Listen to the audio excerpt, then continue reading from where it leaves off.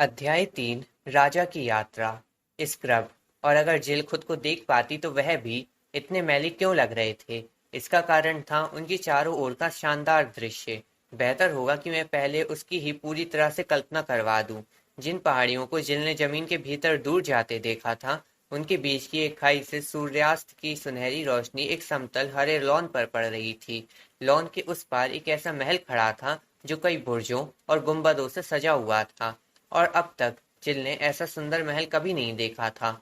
Lawn के इस ओर सफेद संगमरमर की एक घाट थी, और घाट से बंधी हुई थी एक जहाज, एक ऊंची मीनार और पिछवाड़े वाली भव्य नाव, सोने और गहरे लाल रंग में रंगी हुई। मस्तूल के शिखर पर एक विशाल झंडा और डेकों से लहराते कई बैनर, और किनारे किनारे एक कतार में चमचमाती ढालें। जहाज पर चढ़ने के लिए लकड़ी का पुल रखा गया था, और उसी के पास एक बहुत बूढ़ा आदमी खड़ा था, बिल्कुल जाने के लिए तैयार। उसने लाल रंग का एक शानदार वस्त्र पहना था जो आगे से खुला हुआ था, और उसके नीचे उसकी चांदी की जालीदार कवच दिखाई दे रही थी। उसके सिर पर सोने का एक पतला सा मुकुट था। उसकी दाढ़ी सफेद ऊन जैसी थी और कमर तक लटक रही थी। वह सीधे खड़ा था, एक कंधे पर हाथ टिकाए हुए, जो कि एक शानदार पोशाक पहने युवक का था। पर उससे साफ झलक रहा था कि वह कितना वृद्ध और दुर्बल हो चुका है। ऐसा लगता था कि जैसे एक तेज झोंका ही उसे उड़ा ले जाएगा, और उसकी आंखें पानी से भरी थीं। राजा के ठीक सामने एक छोटी सी पहिए वाली कुर्सी थी, जिसमें एक गधा जुता हुआ था, जो किसी बड़े रिट्रीवर कुत्ते से बड़ा होगा। उस कुर्सी में बैठा था एक मोटा सा पौना। उसने भी राजा जैसी एक भव्य पोशाक पहनी हुई थी, लेकिन उसके मोटापे और कुशनों में दुबक कर बैठने के कारण उसका रूप बिल्कुल अलग लग रहा था, जैसे मखमल और रेशम का एक गोल मटोल गट्ठर। वह भी राजा जितना ही वृद्ध था, पर वह अधिक मजबूत और स्फूर्तिवान दिखता था, और उसकी आंखें बहुत तीव्र थीं।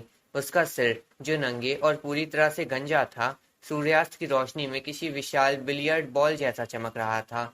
थोड़ा पीछे एक अर्धवृत्ताकार में कई दरबारी खड़े थे।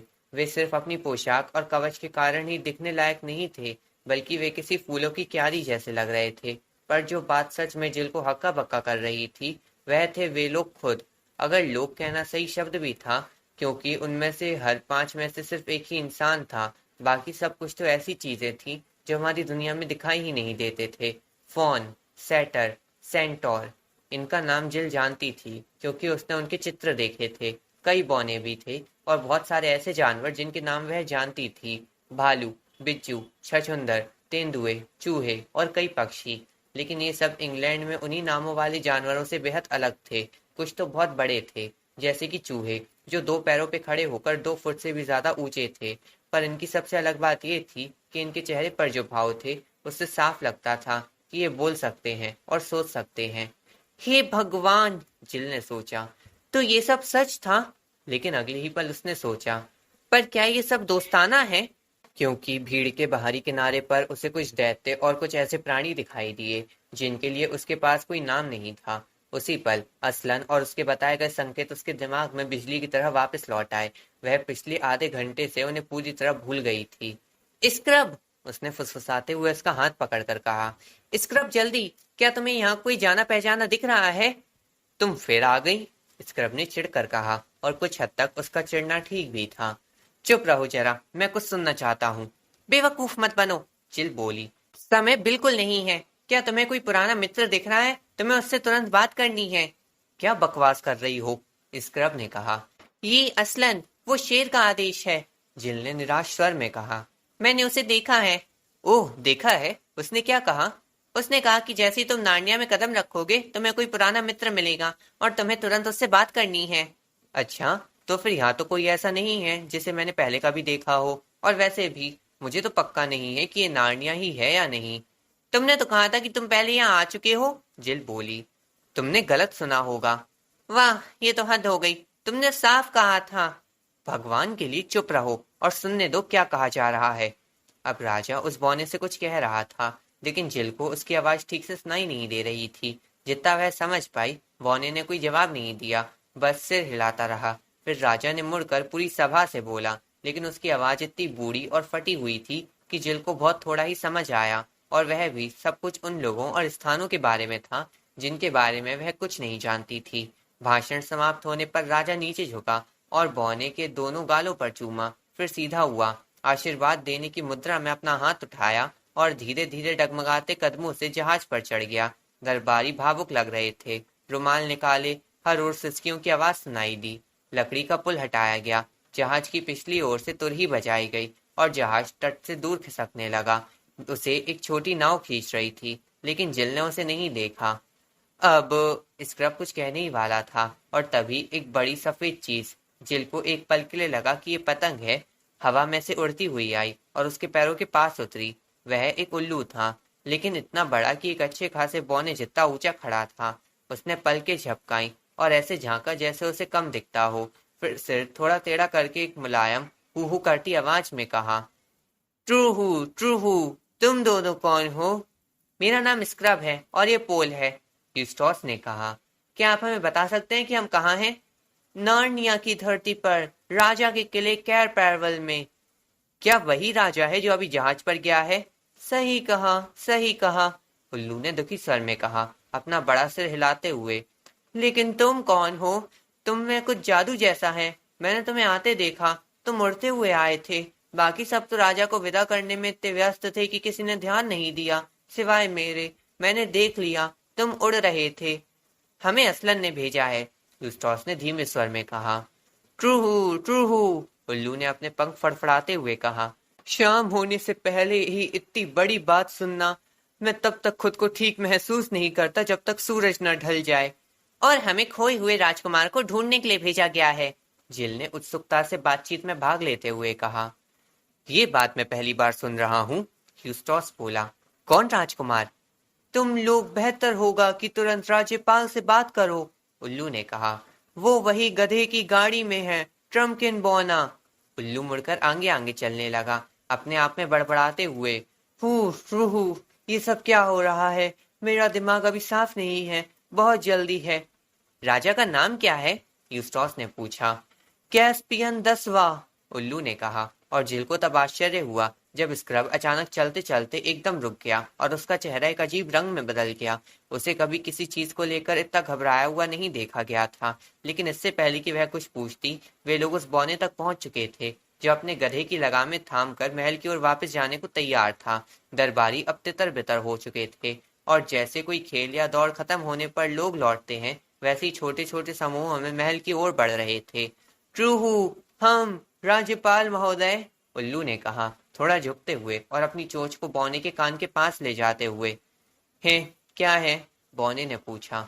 2 अजनबी आए हैं मेरे स्वामी, उल्लू ने कहा। रेंजर, क्या बकते हो? बौने ने कहा। मुझे तो 2 गंदे से इंसानी बच्चे दिख रहे हैं, इन्हें चाहिए क्या?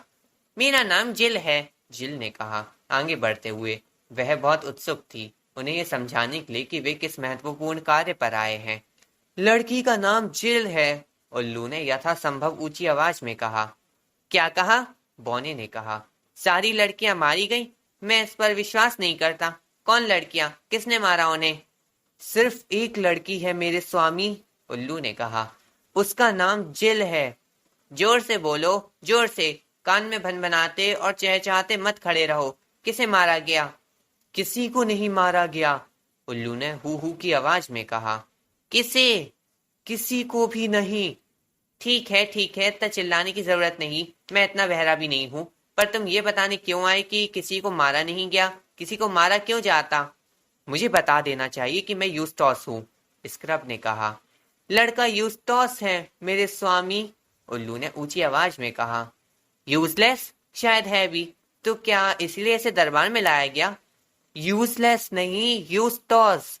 आदत हो गई है क्या? मुझे कुछ समझ नहीं आ रहा। मैं तुम्हें बता दूं मास्टर ग्लिमफेदर, जब मैं जवान बौना था तब इस देश में ऐसे बोलने वाले जानवर और पक्षी होते थे जो सच में साफ साफ बोलते थे। तब ये बड़बड़ाहट और फुसफुसाहट नहीं होती थी। ये सब तो एक पल भी बर्दाश्त नहीं होता, एक पल भी नहीं महाशय। और नस, मेरा तुरही लाओ। एक छोटा सा फोन जो अब तक बौने की कोहनी के पास चुपचाप खड़ा था, अब आगे बढ़ा और उसे एक चांदी की कान की तुरही पकड़ाई। ये उस संगीत वाद्य सरपेंट के समान बनाई गई थी जिससे नली बौने की गर्दन के चारों ओर घूमती हुई जाती थी। जब वह उसे ठीक से पहन रहा था तो उल्लू ग्लिमफेदर ने बच्चों से फुसफुसा कर कहा, अब मेरा दिमाग थोड़ा साफ है। खोए हुए राजकुमार का जिक्र मत करना, बाद में समझाऊंगा। ये अभी ठीक नहीं होगा, बिल्कुल नहीं। ट्रू, कितनी उलझन है। अब बॉनी ने कहा, अगर तुम्हारे पास कहने के लिए कुछ समझदारी की बात है मास्टर ग्लिमफेदर, तो जरा सोच समझ कर कहो। गहरी सांस लो और जल्दी बोलने की कोशिश मत करो। बच्चों की मदद से और बॉनी की खांसी के बीच भी ग्लिमफेदर ने समझाया कि ये दोनों अजनबी असलन द्वारा नार्निया के दरबार में भेजे गए हैं। बॉनी ने एकदम से ऊपर देखा। उसकी आंखों में एक नई चमक थी। स्वयं सिंह द्वारा भेजे गए क्या? उसने कहा। और उस दूसरी दुनिया से जहां ये दुनिया खत्म होती है, वहां से? हाँ मेरे स्वामी, यूस्टोस ने तुरही में जोर से कहा। आदम के पुत्र और ईव की पुत्री, क्या? बॉनी ने कहा। लेकिन एक्सपेरिमेंट हाउस में पले बड़े यूस्टोस और जिल को आदम और ईव के बारे में कुछ नहीं पता था, इसलिए वे कोई उत्तर नहीं दे पाए। पर बॉनी ने इस बात पर ध्यान नहीं दिया। अच्छा मेरे बच्चों, उसने कहा, पहले एक फिर दूसरे का हाथ पकड़कर थोड़ा झुकते हुए, तुम दोनों का नार्निया में स्वागत है, हार्दिक स्वागत है। अगर हमारे प्रिय राजा मेरे स्वामी ने अभी अभी 7 द्वीपों की यात्रा के लिए प्रस्थान न किया होता, तो वे तुम्हारे आगमन से अत्यंत प्रसन्न होते। तुम्हारा आना उनके भीतर क्षण भर के लिए फिर से युवावस्था लाता, बस क्षण भर के लिए। खैर, अब तो रात का भोजन होने का समय हो गया है।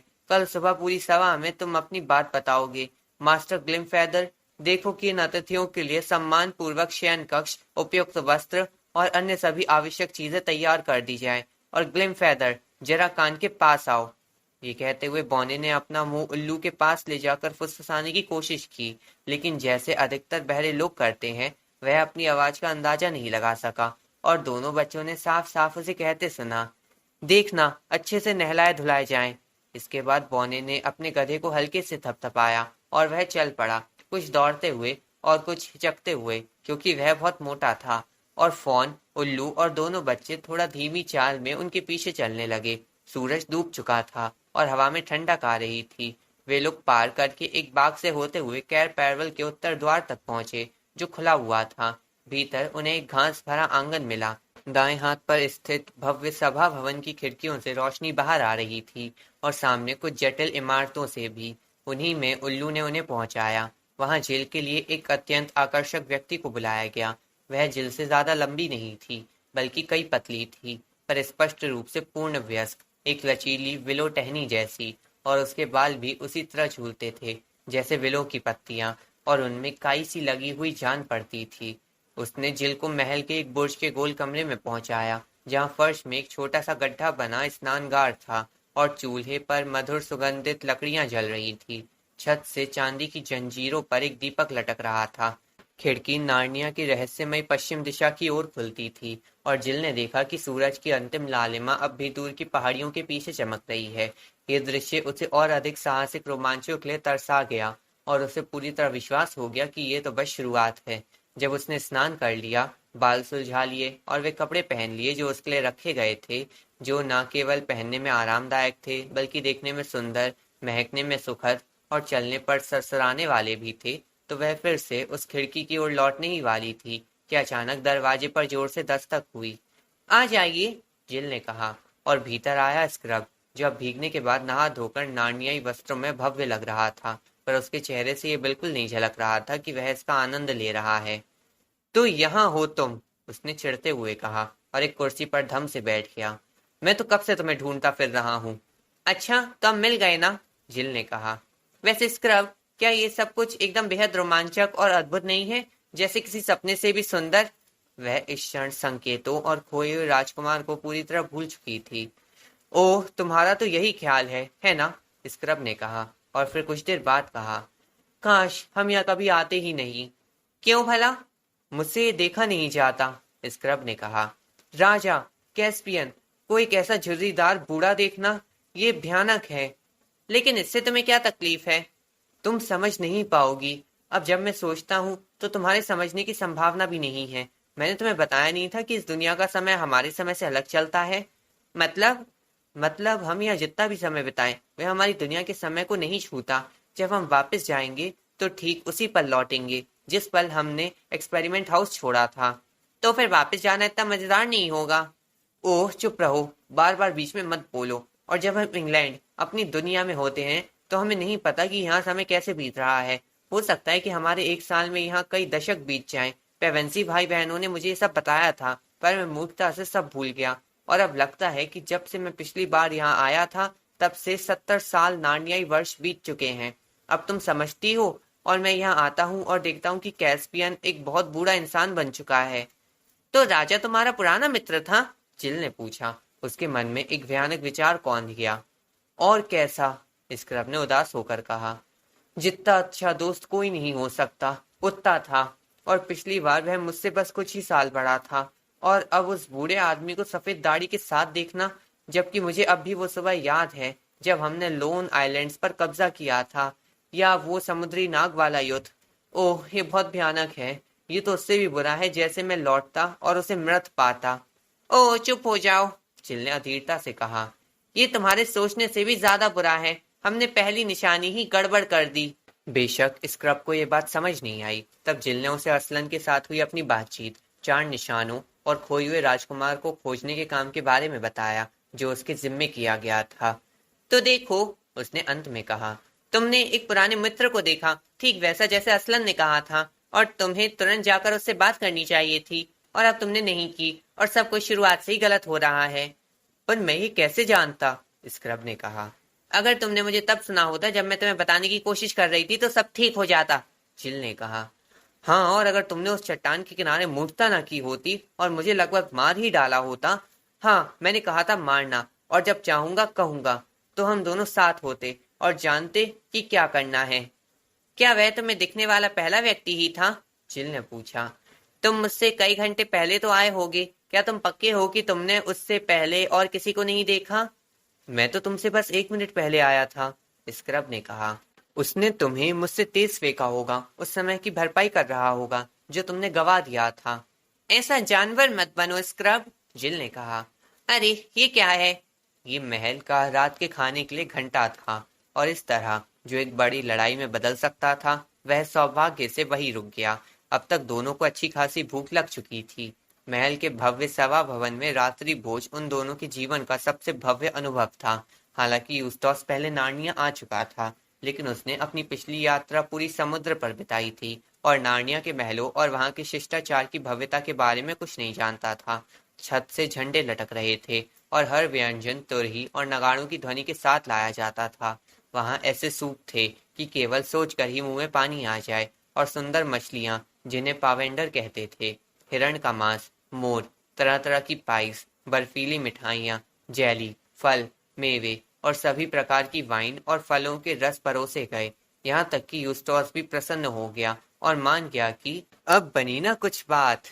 और जब ये राजसी दावत समाप्त हुई तो एक अंधा कवि आगे आया और एक भव्य पुरानी कथा सुनाने लगा, राजकुमार कोर और अराविस और घोड़े ब्री की कहानी, जिसे आर्कनलैंड में साश्ता कहा जाता है, और जो नार्निया, कैरलमॉन और उनके बीच के देशों में घटित एक रोमांच का वर्णन करती है।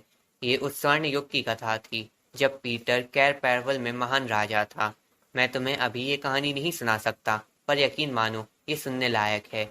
जब वे लोग जोर जोर से जमाइयां लेते हुए सीढ़ियां चढ़कर सोने के लिए जा रहे थे तो जिल ने कहा, मुझे पूरा यकीन है आज की रात हम बहुत गहरी नींद सोएंगे, क्योंकि ये दिन बहुत भारी बीता था, और यही बात ये भी दिखाती है कि कोई नहीं जानता कि अगले पल उनके साथ क्या होने वाला है।